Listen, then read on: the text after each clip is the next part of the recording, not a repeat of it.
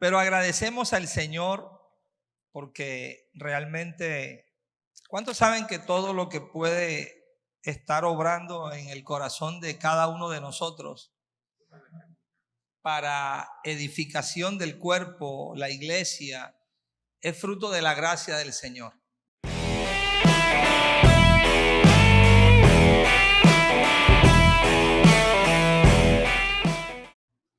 ¿Cuántos saben eso? Amén. Solamente por gracia, por el poder del Señor que obra y que se manifiesta en cada uno de nuestros corazones, es que en alguna medida podemos ser útiles al cuerpo. Amén. Algo del Señor que se esté formando en nosotros, y entonces de eso que está siendo real en cada uno de nuestros corazones podemos compartir con los demás, y de esa manera podemos ser mutuamente edificados. Entonces, bueno, agradezco al Señor una vez más por esta oportunidad que me brinda. Agradezco a Ernesto, su familia, todo el ministerio, por brindarme también esta oportunidad de volver a vernos. Y sí, como él decía, ya eran casi más de 2 años que no nos veíamos, pero nos vemos y parece que nos hubiésemos visto ayer, ¿ok? Y creo que es lo que produce el Espíritu, lo que el Espíritu va ministrando a cada uno de nuestros corazones. Así es que agradecer también a ustedes por su presencia en este lugar, por el esfuerzo que hacen en medio de una situación que, bueno, poco a poco esto se va tornando nuevamente a la normalidad, pero que necesitamos seguir guardando todas las medidas y los protocolos que nos recomiendan. Vamos a compartir, creo que ya usted pues por supuesto está enterado, vamos a compartir acerca de verdades de Dios con referencia a su gracia y a su reino, ¿ok? Hay muchas verdades del Señor con referencia a su gracia y a su reino. De hecho, las escrituras están completamente llenas de eso. Y la razón por la cual eso acontece es porque todas las escrituras, desde Génesis, si queremos verlo así, las escrituras del Antiguo Pacto, desde Génesis hasta Malaquías, son un compendio que realmente contienen toda una descripción de Cristo, ¿ok? De Cristo, el Señor. Todas hablan acerca de Él. Por eso fue que el Señor en un momento determinado expresó y dijo que Moisés hablaba de Él. Y cuando hacía referencia a Moisés, realmente estaba haciendo referencia a los escritos de Moisés. Génesis, Éxodo, Levítico, Números y Deuteronomio, ese Pentateuco. Ese Pentateuco que vemos ahí, lo que hace es hablar acerca de Cristo, describir acerca de Cristo, los salmos, los profetas, todo eso que está contenido en lo que conocemos como Antiguo Testamento no es otra cosa que una descripción ¿de quién? De Cristo, ¿okay? Y luego pasamos a los escritos del Nuevo Testamento y ahora encontramos ya al Cristo presente, ¿okay? Con un testimonio de su venida en el ámbito de su carne y de su sangre, el Cristo encarnado. Y luego encontramos toda una serie de escritos apostólicos que lo que hacen es también describir ahora la obra de ese Cristo como espíritu que da vida en cada uno de sus corazones. Así es que en ese libro que nosotros conocemos como Biblia, que hoy usted la puede tener en un iPad, en un celular, en cualquier lugar puede tener hoy esa Biblia, lo que usted va a encontrar es eso. Va a encontrar toda una serie de descripciones que nos hablan, que nos muestran, que nos testifican de Cristo el Señor. La razón es porque Cristo, como dijo el apóstol Pablo, viene a ser realmente el todo y en todos, ¿ok? Cristo es la esencia y la forma y manera como el Padre tiene para manifestarse y para revelarse al hombre, ¿ok? Juan 1:18 dice: a Dios el Padre nadie le ha visto jamás.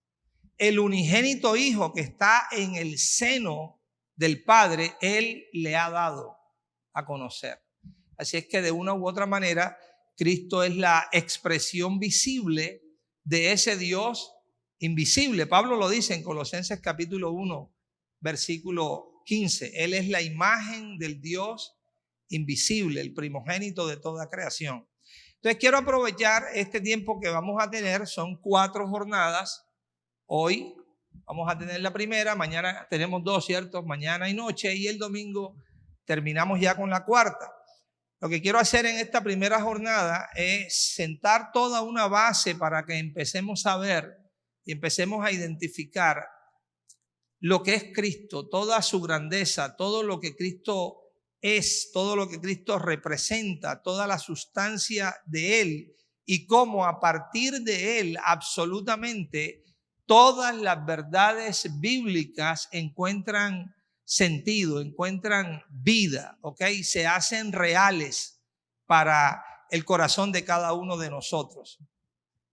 Dicho de otra manera, Cristo realmente es la sustancia de la gracia, pero Cristo también es la sustancia del reino, y Cristo también es la sustancia del nuevo pacto, y Cristo es la sustancia de la verdad presente, y Cristo es la sustancia de la vida en el Espíritu. Cristo es la sustancia de la salvación, ¿ok? Así como es la sustancia de la redención, de la justificación, de la santificación, de todos esos términos que nosotros encontramos en las Escrituras, tienen como sustancia ¿a quién? A Cristo. Si nosotros sacamos a Cristo del escenario, usted no tiene nada de la realidad espiritual. Si usted quita a Cristo del escenario, usted no tiene reino, usted no tiene gracia, usted no tiene un pacto nuevo y vivo, ¿ok? Usted no tiene un camino, usted no tiene una salvación, usted no tiene una puerta, ¿ok? Como él dijo, yo soy la puerta, y el que por mí entrare será salvo, y entrará y saldrá y hallará pastos, ¿ok? Lo que quiero decirle es que Cristo es la sustancia de todas las cosas espirituales, y que en la medida que Cristo se vaya revelando a nuestros corazones, entonces cada una de las verdades espirituales empezarán a ser verdad en nuestro propio corazón. Empezaremos a crecer en la realidad de cada una de ellas, ya no solamente por la información que encontremos en la Escritura, ¿ok? Sino como una vivencia real, como un poder real, ¿ok?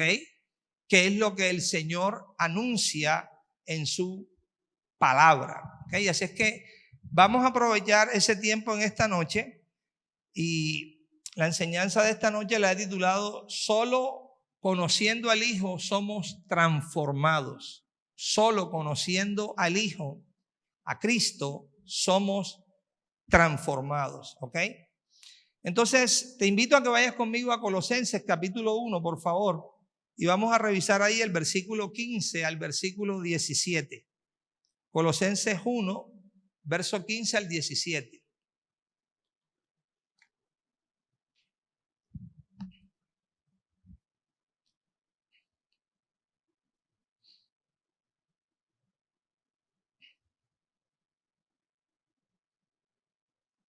Esa escritura de Colosenses 1, verso 15 y 17 nos va a decir lo siguiente.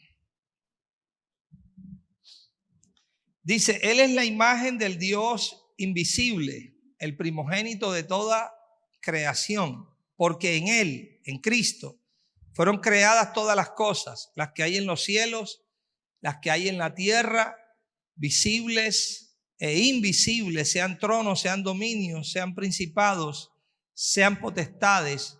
Todo fue creado por medio de Él y para Él. Y Él es antes de todas las cosas, y todas las cosas en Él subsisten. Y Él es la cabeza del cuerpo, que es la iglesia, el que es el principio, el primogénito de entre los muertos, para que en todo Él pueda tener o tenga la preeminencia. ¿Okay? Entonces, era un poquito de lo que hablábamos. Cristo viene a hacer eso. Cristo viene a ser la sustancia y la esencia de todas las cosas espirituales. Pero también Cristo es el placer del Padre, es la complacencia del Padre. En Mateo 3:17 usted lo encuentra, ¿ok? Dice que hubo una voz del cielo que dijo: este es mi Hijo amado, en quien tengo complacencia, ¿ok? En otras traducciones dice: en quien siempre he tenido complacencia, porque no es que el Hijo ha venido a hacer la complacencia del Padre en tal fecha o en tal época. No, desde la eternidad y hasta la eternidad, el Hijo siempre ha sido la complacencia ¿de quién?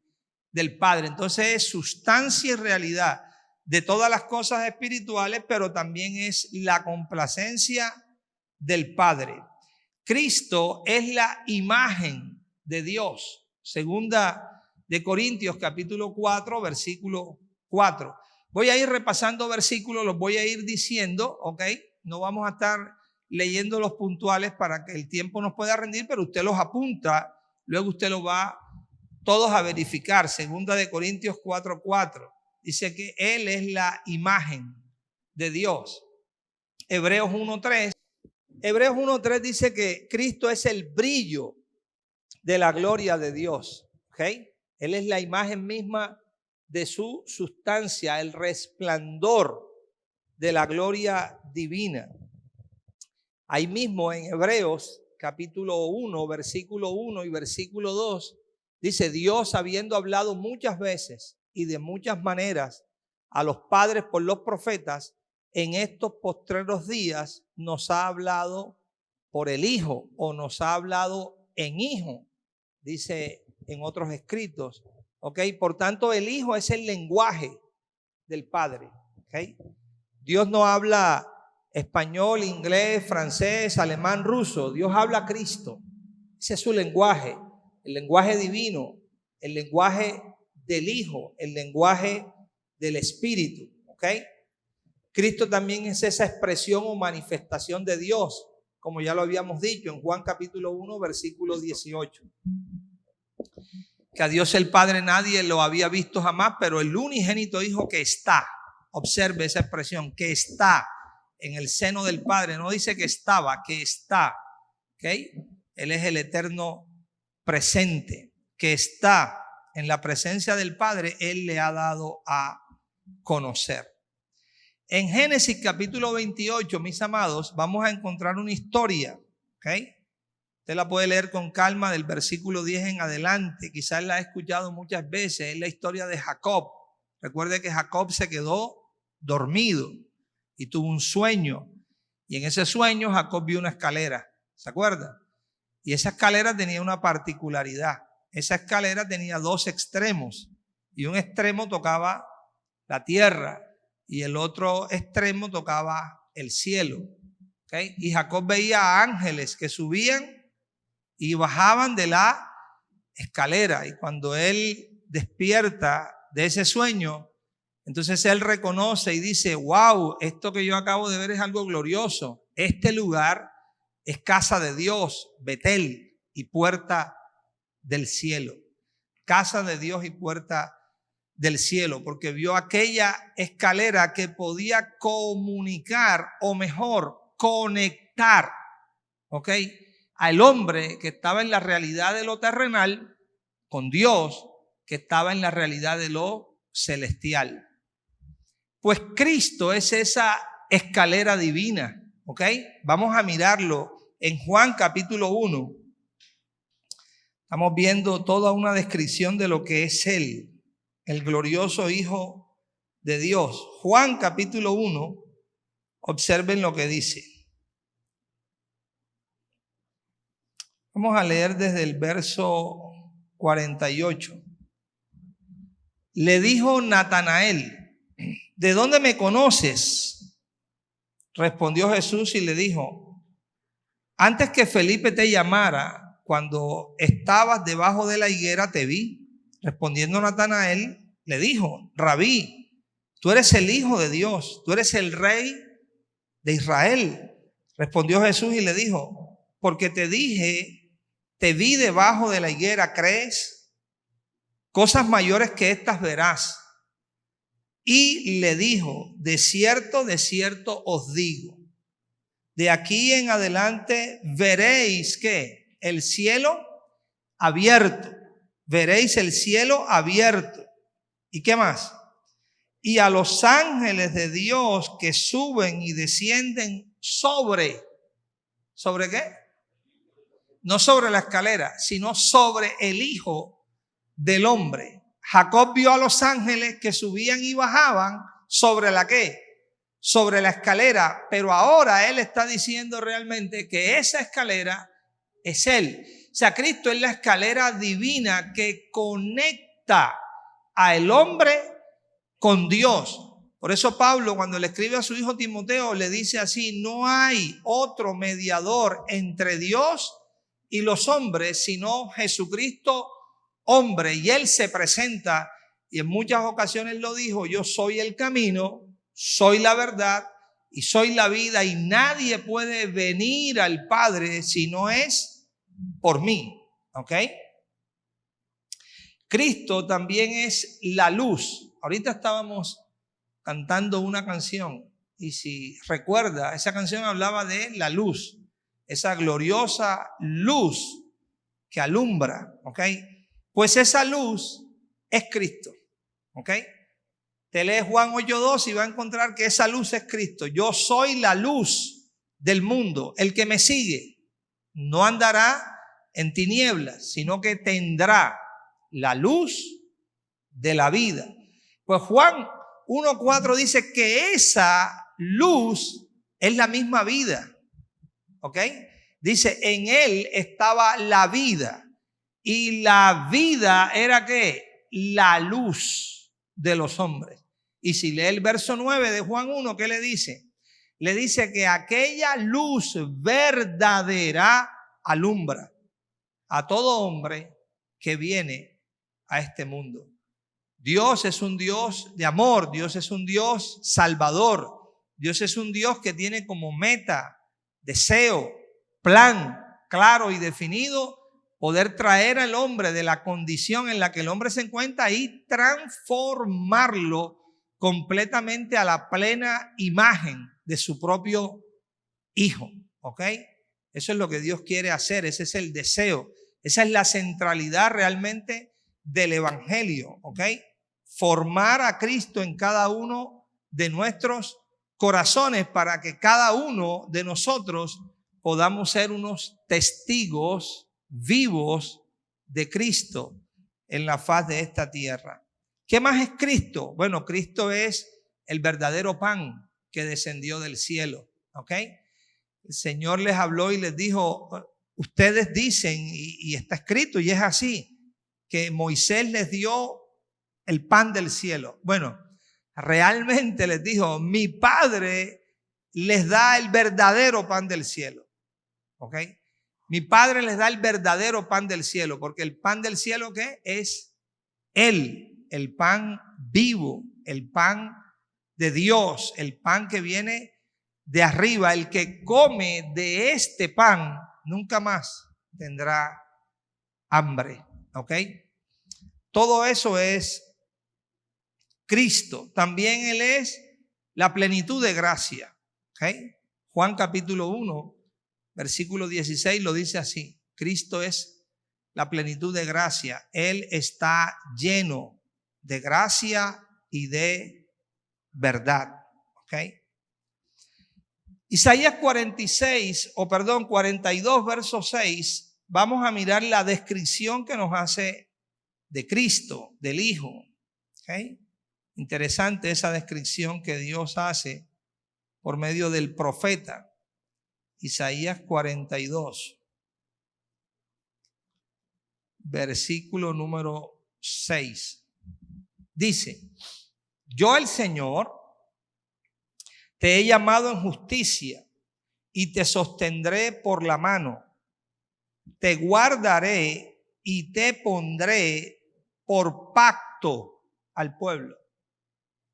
yo te pondré por pacto al pueblo y por luz de las naciones, para que abran los ojos de los ciegos, para que saques de la cárcel a los presos y de casas de prisión a los que moran en tinieblas. Entonces Cristo es el pacto. ¿Okay? Cristo es el pacto nuevo y el pacto vivo. ¿Okay? El pacto no es una cosa, el pacto es la gloriosa persona del Hijo de Dios. La luz no es una cosa, la luz es Él, es Cristo. Pablo, hablando de esta luz, dice que esta luz alumbra. ¿Okay? ¿Dónde alumbra? En nuestros corazones. ¿Okay? Así lo dice 2 Corintios 4:6. El mismo Dios que mandó que de las tinieblas resplandeciese la luz, dice, es el que resplandeció. ¿En dónde? En nuestros corazones. ¿Para qué resplandeció en nuestros corazones? Dice, para iluminarnos el conocimiento de la gloria de Dios en la faz, en la cara, en el rostro, en la presencia de ¿quién?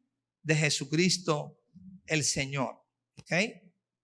Cristo también se nos presenta como el testigo fiel y verdadero que Dios ha designado a cada hombre. Isaías 55 testifica de esta verdad. Vamos a buscarlo. Acompáñeme allí, Isaías 55. Y vamos a buscar ahí en Isaías 55, versículo número 4. ¿Okay? Y vemos lo que acerca o con referencia a Cristo es anunciado.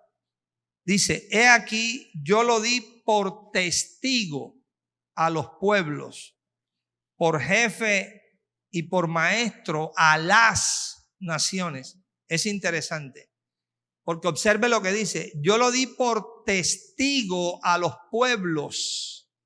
No dice al pueblo, plural, a los pueblos.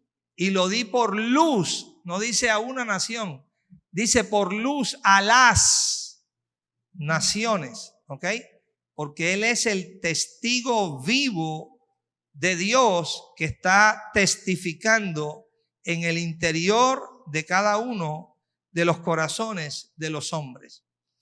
La Biblia también hace referencia a Cristo de muchas maneras, de diferentes formas, de diferentes expresiones. Por ejemplo, hablando acerca del camino, usted puede identificar en la Escritura todas las formas diversas de cómo se menciona el camino en la Escritura. Entonces usted encuentra, por ejemplo, que Isaías le habla del camino de santidad. ¿Ok? Pero también usted encuentra en los salmos que se habla del camino de perfección. En los proverbios encuentra que se habla del camino de vida. ¿Okay? Dice que camino de vida son las reprensiones que te instruyen.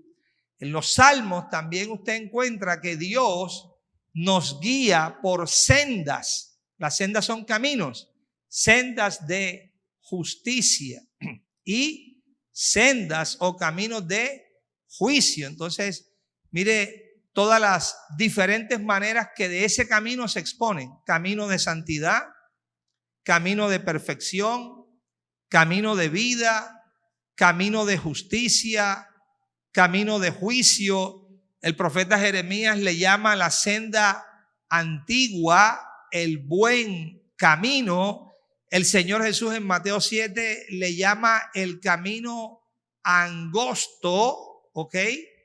En Hebreos el escritor le llama en el capítulo 10 que ese camino es un camino nuevo y un camino vivo que Él abrió a través del velo y que este velo era su propia carne. ¿Okay? ¿Qué es lo que le quiero decir? Que mire todas las formas y maneras diversas como la Biblia nos expone acerca de este camino. Pero ese camino no es algo. Ese camino es Él. Él dijo, yo soy el camino. ¿Ok? Y así como pasa por el camino o con el camino, también acontece con la realidad de la puerta. usted encuentra que la Escritura nos habla de la puerta de justicia y que nos habla de la puerta de Dios y que también nos habla de la puerta ensangrentada, que era todas aquellas puertas, recuerde, de la casa de los hijos de Israel cuando Dios los iba a sacar de tierra de Egipto, que se encontraban en esclavitud. Recuerde, la 10ª plaga que Dios envía, la muerte de los primogénitos, y Dios le anunció a su pueblo Israel en medio de Egipto que sacrificaran un cordero, llamado el cordero pascual, el cordero de la Pascua. Se recogía toda la sangre de ese cordero y el padre de la casa tomaba esa sangre y pintaba el marco de la puerta. ¿Okay? Era una puerta con sangre, eso era una señal para cuando pasara esa noche el ángel de la muerte y viera la sangre, donde quiera que viera la sangre, iba a pasar ¿qué? Por encima. Ese pasar por encima es lo que se llama Pascua. ¿Okay? Pashá, el pasar por encima, porque se entendía que había un cordero que había sido sacrificado. Bueno, esas puertas de diferentes formas, maneras y expresiones que las Escrituras nos anuncian, a quien están testificando es a Cristo, porque Él se aparece como lo narra en Juan capítulo 10 y declara y dice: yo soy la puerta, el que por mí entrare será salvo y entrará y saldrá y podrá hallar pastos. Así es que Él es el camino, Él es la puerta, Él es la palabra. ¿Okay? Cristo es la palabra viva y la palabra eficaz. También se nos identifica como la palabra de vida. Cristo es la palabra de salvación, pero también las Escrituras nos hablan de la palabra de justicia. Todo eso es Cristo, la palabra de verdad. El apóstol Santiago nos habla de la palabra implantada y luego Pablo habla de la palabra verdadera del evangelio. También nos habla de la palabra de la reconciliación, de la palabra de la cruz, de la palabra de fe. Bueno, todas estas palabras son una expresión y una manifestación ¿de quién? De Cristo. Y no hay ninguna palabra que sea mejor que otra. Eso es como decir que algo de Cristo es mejor que otra parte de Él. Es imposible. ¿Okay? La palabra de justicia es una expresión de Cristo, pero la palabra de fe también lo es. La palabra de revelación también lo es. La palabra verdadera del evangelio también lo es. La palabra de salvación también lo es. Son diferentes formas y expresiones que Él tiene. ¿Ok? Ahora, en Romanos 9:5, acompáñeme allí.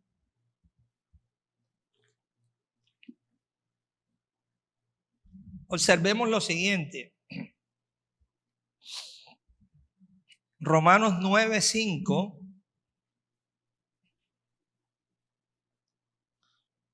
Pablo hace una descripción aquí muy tremenda acerca del Señor.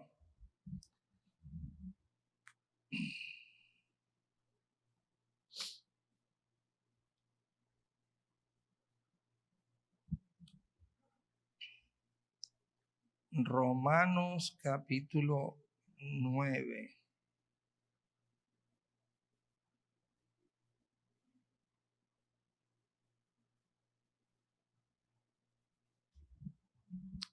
Dice: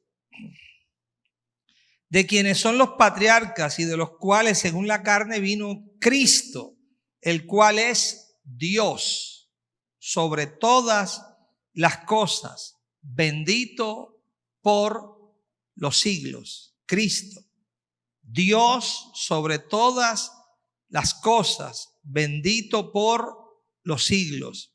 Hebreos 9:11. Acompáñeme allí, por favor, Hebreos 9:11. Y ahorita le vamos a dar sentido a todas estas expresiones que las Escrituras nos da acerca de Él. Hebreos 9:11 nos señala y nos dice lo siguiente.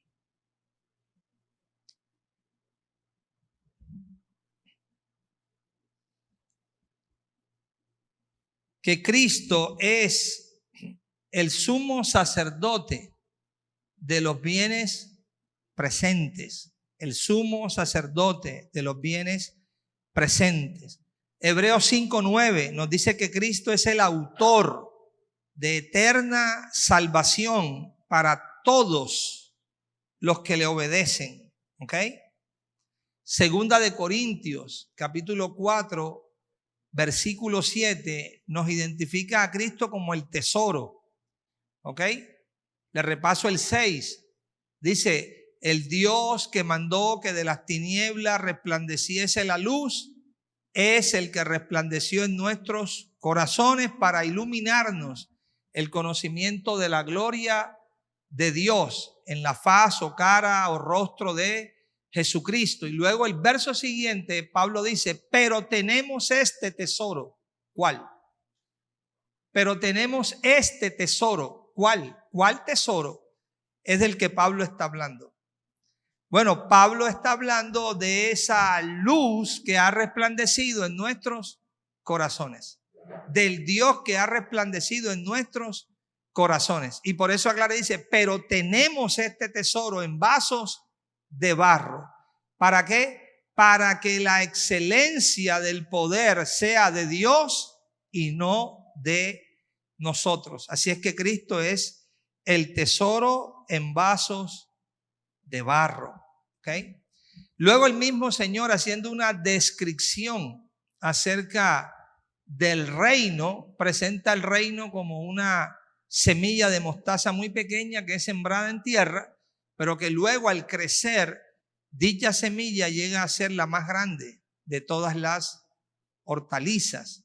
¿Okay? Cristo es esa semilla incorruptible que el Padre desea que crezca, que se desarrolle en nuestros corazones.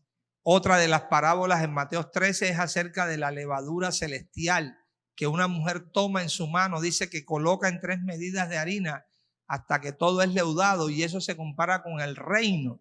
Cristo es esa levadura del cielo que quiere leudar completamente todos y cada uno de nuestros corazones. ¿Ok?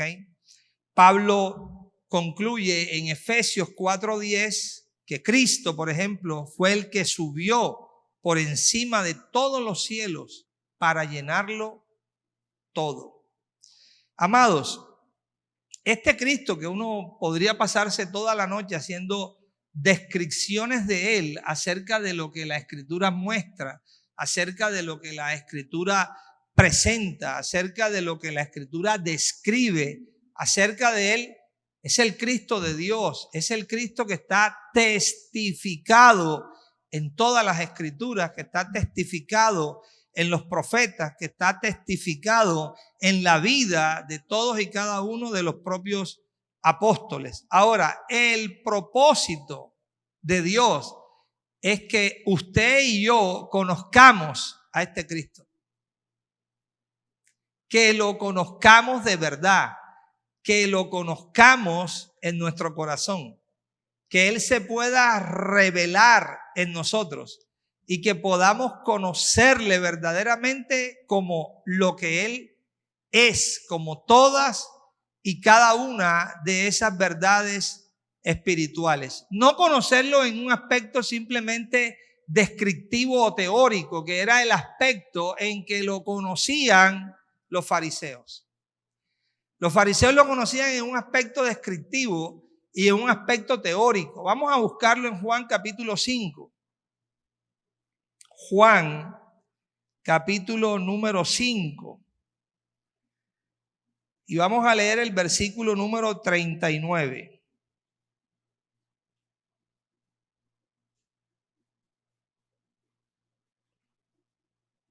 Y vamos a mirar lo que se dice acerca de él. Juan 5, verso 39.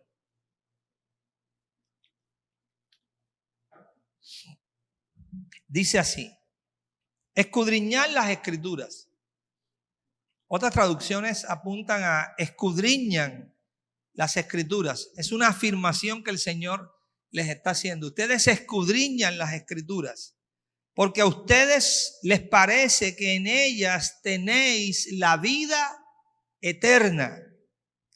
y ellas son las que dan testimonio, dice, de mí. ¿Qué está diciendo el Señor? Está diciendo, las Escrituras dan testimonio ¿de qué? De mí. O sea, ellas hablan acerca de mí, me describen mi vida, describen mi persona, describen mi pacto, describen mi obra, describen mi ministerio. Es una descripción que ustedes tienen en las Escrituras acerca de ¿qué? De mí. Eso se llama un conocimiento descriptivo de algo, ¿ok? Diferente a un conocimiento real. Le pongo un ejemplo. Usted puede conocer alguna zona de algún lugar, de algún país, por un conocimiento descriptivo. Y hoy más que nunca, usted se mete en internet y empieza a tener una serie de información abundante acerca de una zona en particular que usted quiera conocer. Y usted se mete allí y usted empieza a ver. Y le empiezan a mostrar imágenes y le empiezan a mostrar recuentos y le empiezan a mostrar todo. De tal manera que usted, a través de la descripción de información que se le da acerca de ese lugar, vamos a decir en particular, usted tiene un conocimiento descriptivo de ese lugar. ¿Okay? Porque usted buscó toda la información que se dice acerca de ese lugar. Ahora yo pregunto, ¿usted conoce realmente el lugar? Usted lo que tiene es una descripción del lugar, pero usted no conoce sustancialmente ese lugar. Pues aquí era algo parecido. Ellos escudriñaban las Escrituras, miraban las Escrituras, leían en las Escrituras, se aprendían en la Escritura lo que las Escrituras decían acerca de Cristo. Y eso es lo que Él les está diciendo. Ellas son las que dan testimonio de mí, pero luego les dice, y no queréis venir a mí para que tengan vida. Qué curioso, ¿eh? Iban a las Escrituras, miraban las Escrituras, estudiaban las Escrituras, conocían la descripción que las Escrituras estaban dando acerca de Él, pero no querían venir a Él para tener ¿qué? Vida. Entonces tenían un conocimiento teórico, tenían un conocimiento literal, pero no tenían un conocimiento vivencial de Cristo. ¿Ok? Porque Él, que era la misma vida, ahora estaba delante de ellos, estaba al frente de ellos, y ellos no querían que venir a Él para poder tener ¿qué? Vida. Esa era la diferencia que quiero que ustedes vean. ¿Ok? Nosotros podemos llevar años conociendo a Cristo según las descripciones que de Él se hacen en la Biblia. Pero Dios quiere que lo conozcamos de una forma íntima. Dios quiere que los conozcamos de una forma real y verdadera en el propio corazón. Fue la experiencia que tuvo un hombre llamado Saulo de Tarso. ¿Okay? Este hombre, Saulo de Tarso, como usted lo ha podido leer varias veces en las Escrituras, era maestro, ¿okay? Según el orden de los fariseos. Era fariseo de fariseo, era criado a los pies de Gamaliel y se conocía abundantemente las Escrituras. Pero este hombre creía que estaba sirviendo a Dios. Pero realmente no estaba sirviendo a Dios. Estaba caminando en su propia ignorancia. Él asumía conocer a Dios porque conocía descripciones que de Dios y que de Cristo se hacían en las Escrituras.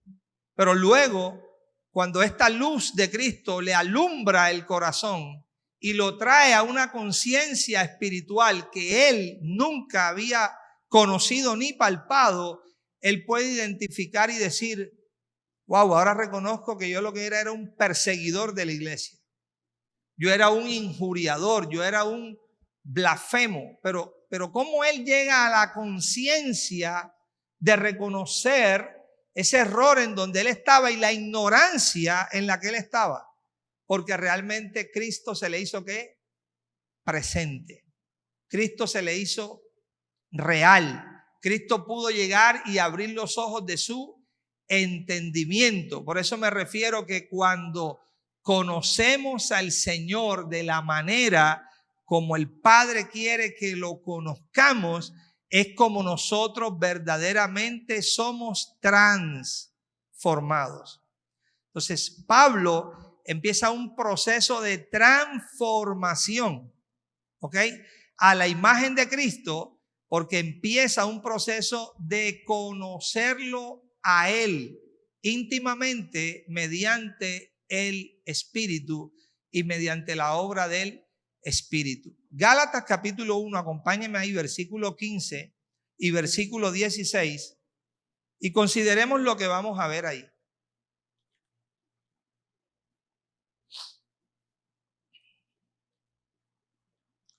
Dice, cuando agradó a Dios, que me llamó por su gracia. Cuando agradó a Dios, que me llamó por su gracia, que me apartó desde el vientre de mi madre. Y luego dice, revelar a su Hijo en mí. ¿Qué fue lo que agradó a Dios? Revelar a su Hijo en él. ¿Para qué? Dice, para que yo le predicase entre los gentiles. No fui enseguida a hablar con carne y sangre. Quiero que observe ahí, porque ahí hay un principio bien valioso, hay un principio fundamental. Cuando agradó a Dios revelar a su Hijo en mí, para que yo le predicase entre los gentiles. Pablo, ¿qué experimentó primero? Le pregunto. ¿Qué experimentó primero Pablo? ¿Ir a predicar a Cristo o la revelación de Cristo en su propio corazón? Cuando agradó a Dios, que me apartó desde el vientre de mi madre y me llamó por su gracia a revelar a su Hijo en mí, para que yo le predicase. Para que yo. Ese para es lo que vino después. ¿Por qué razón? Porque Dios quería que Pablo predicara a un Cristo que estaba conociendo verdaderamente en su propio corazón. Pablo conocía al Cristo descriptivo que describía en las Escrituras, pero no conocía al Cristo vivo. No conocía al Cristo que se le apareció camino a Damasco. Entonces Cristo tuvo que revelarse a la vida de Pablo, para que Pablo llegara a verlo, para que Pablo llegara a conocerlo, para que Pablo llegara a oírlo, para que Pablo llegara a aprenderlo y para que Pablo llegara a ser enseñado por él, para que cuando Pablo fuera a otros a predicar, no fuera a predicar de lo que un texto escritural menciona, sino fuera a predicar del poder de Dios que estaba obrando en él, porque a él lo estaba transformando. ¿Qué diferencia? ¿Qué diferencia? Estaba predicando de una realidad sustancial, estaba predicando de un poder vivo. No estaba predicando simplemente de unas frases que había aprendido o que se había memorizado. Por eso cuando este hombre habla acerca del evangelio, o habla acerca de la gracia, o habla acerca del reino, él no está hablando de conceptos. Él está hablando de vida. Y una vida que para él está siendo muy real. Una vida que para él está siendo muy conocida. Usted lee las declaraciones de este hombre, Romanos 1:16 es una de esas declaraciones. No me avergüenzo del evangelio. ¿Por qué? ¿Por qué? Porque es poder de Dios. ¿Poder de Dios para qué? Para salvación. ¿Para salvación de qué? Para salvación del alma. Para salvación del corazón. ¿A qué se referiría Pablo cuando estaba hablando de salvación? ¿Ok? Nosotros hemos tristemente encerrado esa palabra en un aspecto muy pequeño. ¿Ok? Salvación. La idea religiosa que hemos adquirido es, nos vamos para el cielo. Salvación, somos salvos. Nos vamos para el cielo. La salvación es una de las palabras más amplias y extensas que se pueden encontrar a lo largo de todo el lenguaje bíblico, de todo el lenguaje escritural. La salvación es la obra del Salvador. La palabra es soteria. Por eso Cristo es el sóter, el Salvador. El sóter hace una obra de salvación en el corazón. Esa obra es una obra de transformación en el corazón, que coge al hombre de una condición en la que el hombre está y lo cambia y lo transforma completa y plenamente a su propia imagen.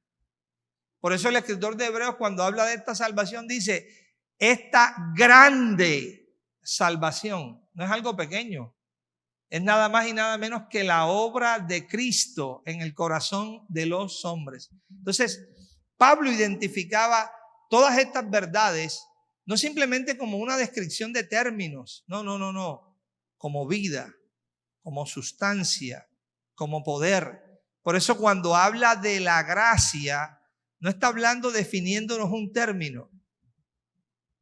Está hablando de una experiencia real que él ha tenido, que lo ha ayudado, que lo ha hecho libre en muchas situaciones. Recuerda el famoso cuadro del aguijón en la carne, que no lo dejaba quieto, y 3 veces fue al Señor y oraba al Señor para que el Señor lo librara de ese aguijón. Ya no puedo más, quita esto de mí. ¿Y cuál fue la respuesta del Señor? Bástate mi gracia. Bueno, ¿y qué es eso? De la gracia. ¿Qué significa eso, Señor? Bástate mi chariz. Sí, pero ¿qué es eso de la gracia? Observe lo que sigue a continuación. ¿Qué es lo próximo que Dios le dice? Bástate mi gracia. ¿Por qué qué?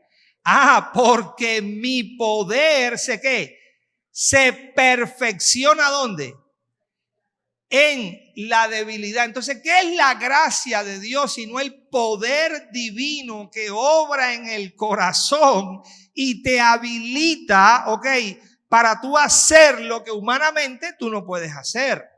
El poder divino que obra en tu corazón para tú alcanzar lo que humanamente no puedes alcanzar. El poder divino que obra en tu corazón para sacarte de un estado o condición que tú mismo no puedes salir de allí. Eso es la gracia divina. Es que el poder de Dios, un poder vivo, un poder real. Para Pablo eso era el evangelio, un poder real. Eso era la gracia, un poder real. Pero todas estas cosas, gracia, evangelio, salvación, reino, no eran más sino Cristo mismo mostrado en diferentes formas, en diferentes maneras, que Dios le manifestaba. Y Pablo entendía que Cristo, por eso cuando él habla acerca de Cristo, siempre lo describe como vida, siempre lo describe como poder. Dice: Cristo, para nosotros los llamados, ya sean judíos o gentiles, para nosotros los llamados, Cristo, poder de Dios, y Cristo, sabiduría de Dios. Esa era la realidad que él estaba viviendo. El reino de Dios, Pablo dice, señores, no consiste en bebidas, no consiste en comidas, consiste en algo que es mucho más allá y que trasciende el escenario natural. El reino de Dios es justicia. ¿Y qué es la justicia sino la naturaleza divina que Dios quiere que crezca, brote y dé fruto en los corazones?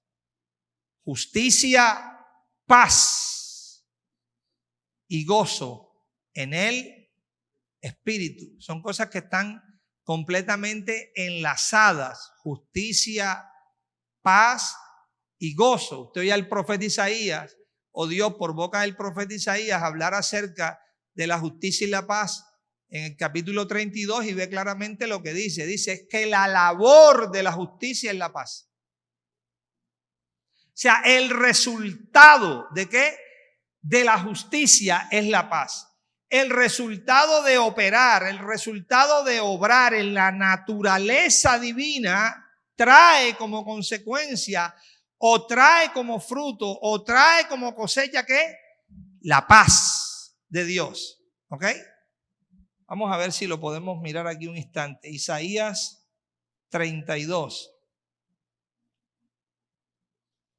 Todas esas descripciones que encontramos en el Antiguo Testamento apuntan precisamente a eso. A toda la obra de Cristo que se hace en nuestros corazones. Mira, aquí está Isaías 32.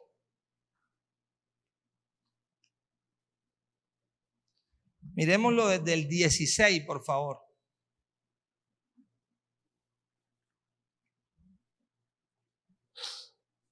Isaías 32, verso 16.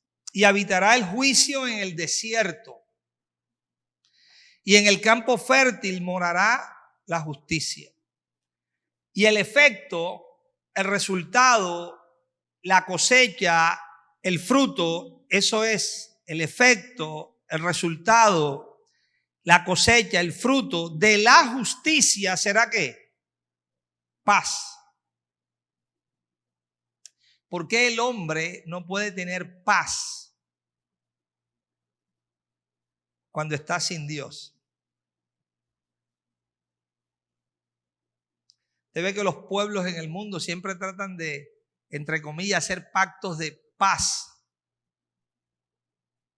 Y los pactos de paz que hacen no duran nada. Porque la paz no es un pacto que se escribe. La paz es una realidad espiritual que tiene que brotar en el corazón, pero brota en el corazón como fruto o consecuencia de la justicia. Y la justicia es la naturaleza divina que tiene que nacer y crecer en el corazón del hombre. ¿Ok? Por eso, injusticia automáticamente evita, impide que la paz pueda manifestarse, pero la justicia divina, como resultado o fruto de ella, ¿qué trae? La paz. Y luego de que él dice, el efecto de la justicia será paz, dice, y la labor o el trabajo de la justicia, reposo y seguridad para siempre. Ahora mire dónde aparece el gozo. Y mi pueblo habitará en moradas de paz, en habitaciones seguras y en recreos de reposo, dice el profeta. Y en recreos de reposo. O sea que en ese pasaje el profeta expone el reino. El reino, justicia, paz y gozo. ¿Dónde? En el Espíritu. Por eso, en cuántas ocasiones el Señor nos habló acerca de este reino. Dijo que mi reino no es de este mundo. Es otra sustancia, es otra esencia, es otra realidad. ¿Ok? Donde primero tiene que empezar a nacer, a crecer, a brotar y a llevar frutos en el interior. Es en el corazón. ¿Ok? Un reino interno. Y entonces, luego, desde una realidad interna, empieza a haber una expresión o manifestación de eso interno. ¿Y dónde se expresa y manifiesta? Pues en lo externo. ¿Ok? Pero siempre el orden de Dios ha sido así. Él trabaja ¿dónde? En lo interno. Internamente para transformar ¿qué? El corazón, y luego lo que resulta de la transformación del corazón es una expresión, manifestación y testimonio de la transformación que está presente, que se ha formado. ¿Okay? Eso es un principio que es así. El Señor lo dijo de muchas formas, lo dijo de muchas maneras. Cuando le habló a los fariseos, ¿qué les dijo? Fariseo ciego. Limpia primero lo de dentro del plato y del vaso, para que también lo de fuera quede ¿qué? Quede limpio. De lo que abunda en el corazón habla ¿qué? La boca, porque del corazón salen, y empieza a hacer el listado. El cambio se tiene que hacer ¿dónde? En el interior. ¿Ok? Eso es lo que el Señor quiere trabajar, eso es lo que el Señor quiere transformar, eso es lo que el Señor quiere obrar. Un verdadero cambio profundo, constante, continuo de nosotros en nuestro propio ¿qué? Corazón, para que se pueda dar una expresión y una manifestación de ¿qué? De la vida de Dios en cada uno de nosotros y por medio de nosotros. Por eso la religión continuamente lleva más de 6.000 años siendo un continuo fracaso, día tras día. Empezó con Adán en el huerto de Edén. ¿Okay? Pecó, desobedeció a Dios, ¿y qué fue lo primero que hizo? Vamos a tomar hojas de higuera, vamos a coser hojas de higuera y vamos a hacernos unos ¿qué? Delantales. ¿Okay? Vamos a resolver a nuestra propia manera, según nuestras propias obras, el error que hemos cometido y a ver cómo aquí nos presentamos nosotros delante de Dios. ¿Okay? Esa es la religión, un conjunto de obras propias, personales, humanas que hace el ser humano para tratar de alcanzar o tener el favor y el bien de Dios. Pero eso no sirve, ha sido testificado por todos los profetas, que todas esas obras nuestras son obras de injusticia, son obras muertas, son trapos de inmundicia, le llamó el profeta, porque lo que tiene valor es lo que nosotros podemos hacer, pero no producto de nosotros mismos, sino producto de la gracia de Dios que obra en nosotros y por medio de nosotros. ¿Okay? Así es que todas estas realidades, amados, que vamos a estar viendo y profundizando en estos días acerca del reino, acerca de su gracia, tienen que ver con una realidad espiritual, tienen que ver con una realidad sustancial. Esa realidad espiritual, esa realidad sustancial es Cristo. El Cristo que Dios quiere revelar cada día más y cada día más y cada día más. ¿En dónde? En nuestros propios corazones. ¿Okay? Nunca cometa el error de decir, es que ya a mí el Padre me reveló al Hijo, por tanto ya no necesito más del Hijo, ya no necesito conocer más de Cristo, porque es una gran manifestación de nuestra propia ignorancia. El Hijo es infinito, el Hijo es inagotable. Pablo hablando de él, mire, voy a mostrarle Colosenses capítulo 2 para que usted vea la magnitud de este Cristo. Colosenses capítulo número 2. Vamos a leer desde el 1 hasta el 3. A ver si le parece que esto se puede agotar. Porque quiero que sepáis cuán gran lucha sostengo por ustedes y por los que están en la Odisea y por todos los que nunca han visto mi rostro, para que sean consolados sus corazones, unidos en amor, hasta alcanzar. Describe una meta a donde hay que llegar, hasta alcanzar. ¿Cuántas? Todas las riquezas de pleno entendimiento. Dios quiere llevarnos allí. ¿A dónde? Hasta alcanzar. ¿Alcanzar qué? Todas las riquezas de pleno entendimiento. Pero ¿sabe qué es lo maravilloso, amados? ¿Cuál es el fin de eso? ¿Cuál es el fin de alcanzar todas las riquezas de pleno entendimiento? Que yo sepa bastante. ¿Cuál es el fin?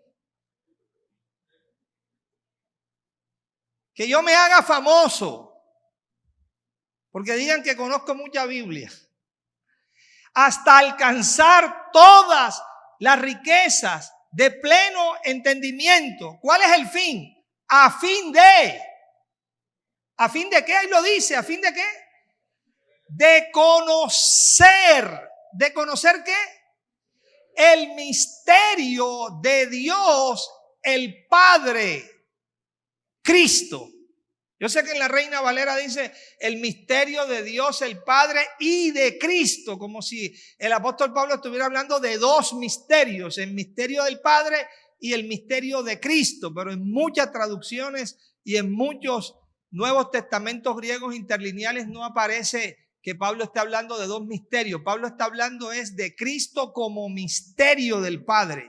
El propósito que él está diciendo es, Dios quiere que nosotros alcancemos todas las riquezas de pleno entendimiento a fin de conocer el misterio de Dios el Padre. ¿Quién es ese misterio de Dios el Padre?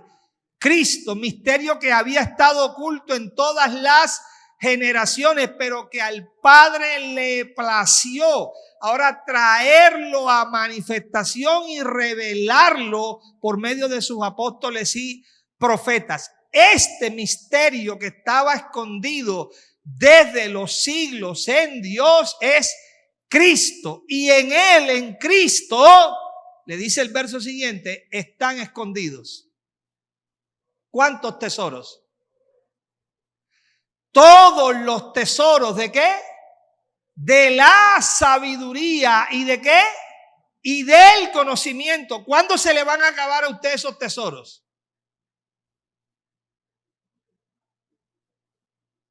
Son inescrutables. Son inacabables. Tenemos toda una eternidad para conocer al glorioso Hijo de Dios.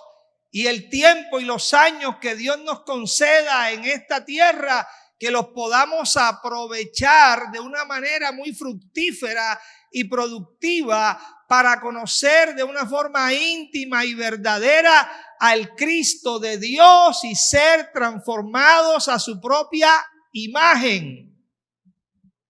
Moisés, el gran libertador del pueblo de Israel, escribió un salmo, el Salmo 90, y en ese salmo hizo una declaración extraordinaria. Le dijo a Dios, enséñanos a vivir de tal manera nuestros días que te podamos presentar al final un corazón lleno de sabiduría. ¿Quién es la sabiduría?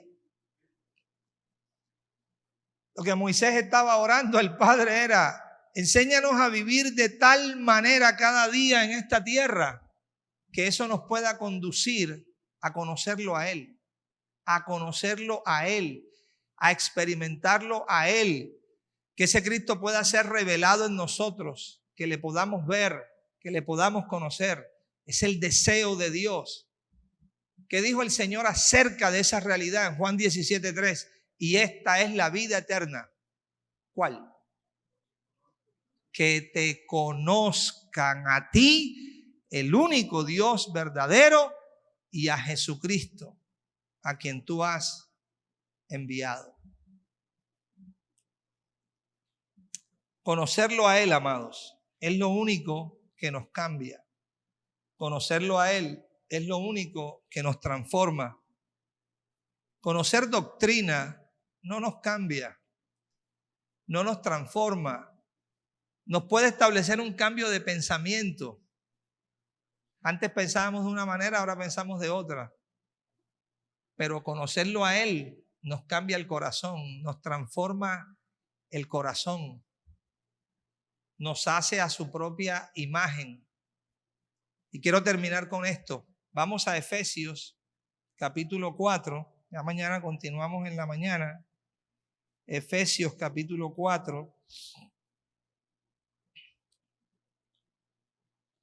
Pablo viene hablando en todo ese capítulo acerca de esta realidad de Cristo, de lo que es la vida y el obrar en el Espíritu, de la iglesia, de los ministerios, de cómo es la edificación de la iglesia, de cuál es la esencia de todos los ministerios, perfeccionar a los santos, madurar a los santos para la obra de ese ministerio, para la edificación del cuerpo de Cristo para que dejemos de ser niños y todos vayamos adelante a la madurez, a la perfección, que crezcamos en todo, en aquel que es la cabeza. Esto es Cristo, ¿ok? Y entonces él hace en el verso 17, vamos a empezar ahí. Miren, él hace en el verso 17 hasta el 19 una descripción de qué, de cómo el hombre opera o funciona sin Cristo. De cómo el hombre opera, vive sin Cristo y las consecuencias a donde esto lo lleva. Por eso es una exhortación que les hace. Esto pues digo y requiero en el Señor, es una demanda, un requerimiento, que ya no andéis como los otros gentiles que andan, observe, en la vanidad de su mente. ¿En qué andaban? En la vanidad de su mente, teniendo el entendimiento entenebrecido, ajenos de la vida de Dios. ¿Por la qué? Por la ignorancia que hay en ellos o que en ellos hay. La razón, por la dureza de su corazón. ¿Dureza con respecto a qué? Dureza con respecto al Señor, dureza con respecto a la palabra, dureza con respecto a la semilla divina, dureza con respecto a la luz que alumbra, dureza con respecto al Espíritu del Señor. Eso siempre se ha visto a lo largo de toda la humanidad. Esa fue la palabra de Esteban, recuerde, la que nos expone en Hechos, cuando dice, vosotros siempre resistís al Espíritu, duros de servir, les dijo, e incircuncisos de corazón, porque siempre están resistiendo al Espíritu. Esa es la descripción que Pablo está haciendo aquí. Los cuales, dice, después que perdieron toda sensibilidad. ¿Sensibilidad a qué? A la realidad espiritual, al llamado divino. Se entregaron a la lascivia para cometer con avidez toda clase de impurezas. Eso es una descripción que Pablo hace del hombre cuando le da la espalda a Dios. Queda en esa condición. Pero quiero que observe muy bien, es importante esto, verso 20. Lo que Pablo dice aquí a partir de este verso 20. Más vosotros, ¿qué? No habéis que aprendido así que. Recuerde, ¿a quién le está hablando el apóstol Pablo? ¿A quién le está escribiendo esta carta? A los hermanos que están ¿dónde? En Éfeso. Esos hermanos recibieron el evangelio tiempo después cuando Pablo fue a ellos y les predicó el evangelio. Esos hermanos no conocieron al Señor Jesús encarnado. Esos hermanos no estuvieron en la calle de Galilea. Esos hermanos no estuvieron en el monte allá de la bendición cuando él estaba hablando acerca de las bienaventuranzas. No, esos hermanos no escucharon a Jesús en carne. A esos hermanos Pablo les predicó de Cristo como el Espíritu que da vida y que ahora moraba en sus corazones. Mira lo que les dice a ellos. Mas vosotros no habéis aprendido así a Cristo. A aprender a Cristo. No aprender de Cristo. Descripciones que pueda encontrar de él en las Escrituras. Que dicho sea de paso, que están bien. Y todas las descripciones que podamos encontrar del Señor en las Escrituras, maravillosas. Pero hay un conocimiento revelador que lo da y lo produce el Espíritu en nuestros corazones. El conocimiento sustancial de la vida. ¿Ok? Que va mucho más allá de conocer versículos. De eso es que Pablo está hablando. Mas vosotros no habéis aprendido así a Cristo. Observe, si en verdad le habéis oído. ¿En dónde le tendrían que estar oyendo? En sus corazones. Si en verdad le habéis oído y habéis sido por él enseñados. ¿En dónde? En sus propios corazones. conforme a la verdad que está en Jesús. De ese es el conocimiento que Dios quiere que cada día estemos llenos. De ese es el conocimiento que Dios quiere que cada día estemos saturados. Que Cristo empiece a ser cada día más real. Que Cristo empiece a ser cada día más sustancial. Que Cristo empiece a ser cada día más vivo en nuestros propios corazones. Ese es el deseo del Señor. Aquellos que creen en mí, como dice la Escritura, de su interior correrán ¿qué? Ríos de agua viva. Pero que eso vaya más de un versículo que me aprendí. Que pueda experimentar esos ríos de agua viva en mi propio corazón. Señor, enséñame esos ríos fluyendo en mi propio corazón. Ayúdame a experimentar el poder de esa vida manifestándose en mi propio corazón. En tu palabra tú describes que tú eres la fuente de agua viva. Así lo dice el profeta Jeremías, o Dios por boca del profeta Jeremías. 2 males ha hecho mi pueblo. 1, me dejaron a mí fuente de agua viva. Y 2, cavaron para sí cisternas rotas que no retienen el agua. Pero Él se identifica como fuente de agua ¿qué? Viva. Que nosotros podamos participar de esa fuente. Que podamos tomar continuamente de esa fuente. Por eso cuando le pidió a la mujer y le dijo, mujer, dame de beber, ella de inmediato en su ámbito terrenal y natural dijo, ¿cómo tú siendo judío me pides a mí que soy samaritana? Si judíos y samaritanos no se gustan entre sí. Y la respuesta del Señor fue, mujer, si conocieras el don de Dios. ¿Y quién es el que te dice, dame de beber? Si tú conocieras ese don, tú le pedirías y Él te daría agua viva. Y esa agua sería en ella una fuente que cada día iba a saltar para vida eterna. Mis amados, ese es el anhelo, ese es el deseo que el Señor tiene en su corazón para todos y cada uno de nosotros. Que cada día crezcamos, diga crezcamos en Él.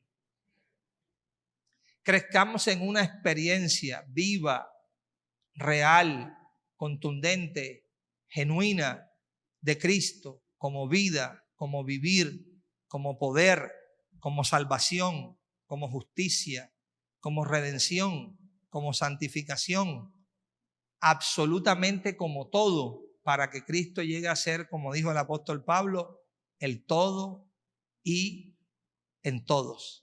Amén, amados. Bendecidos. Buenas noches.